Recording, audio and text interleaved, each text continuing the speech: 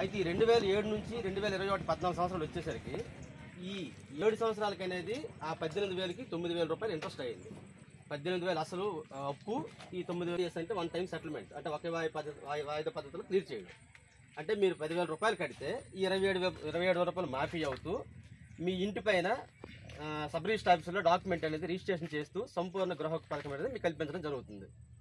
అయితే ఈ 10,000 అనేది జగన్మోహన్ రెడ్డి లోన్, అంటే జగన్మోహన్ రెడ్డికి మేము లోన్ కట్టాలా అంటే ఈ గవర్నమెంట్ ఎవరిది?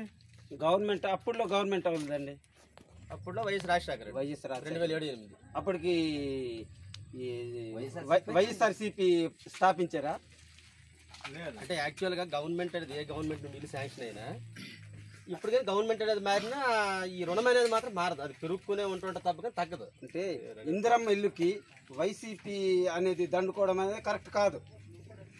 అంటే ఇందిరాగాంధీ ఆ ఇందిరమ్మ ఇల్లు అనేది కాంగ్రెస్ ప్రభుత్వంలోనే ఇచ్చారు. అది ఇందిరమ్మ పేరు మీద ఇచ్చిన ఇల్లు ఇప్పుడు జగన్మోహన్ రెడ్డి వచ్చి 10,000 రూపాయలు వసూలు చేసుకోవడం అనేది కరెక్ట్ కాదు. ఇది ఇంకోటి 27,000 రూపాయలు ఇల్లు శాంక్షన్ అయ్యింది, మీరు కట్టుకోండి 27,000 కట్టుకోండి అంటే జనాలందరూ 27,000తో ఇల్లు అవ్వదు. అయినా కూడా 25,000 ఒక 50,000 1,00,000 రూపాయలు అప్పులు చేసి కట్టించుకున్నారు ఇల్లు. అయితే అప్పుడు ఈ విధంగా మీకు లోన్ వచ్చింది, మీరు ఎప్పటికైనా కట్టాలి అని మాకు తెలియజేసి ఉంటే మేము కట్టుండే వాళ్ళం కాదు. ఇప్పుడేమో మాకు అవసరం లేదు. కానీ ఇప్పుడేమో ఎప్పుడో జరిగిన విషయంకి మీరు డబ్బులంతా దానపోసి ఎక్కడికక్కడ పనిచేసి ఇప్పుడు ఖజానా ఖాళీ అయితే మాకు డబ్బుల కోసం వస్తారు. మీరు ఎవరు వచ్చినా కానీ స్తంభాల్లో కట్టడం ఖాయము, అది నిజము.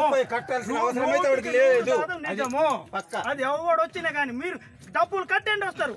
మేము తాళ్ళు రెడీగా ఉంటాయి, మీకు స్తంభాలు కూడా కట్టి మా నిజ స్వరూపం చూపిస్తాం.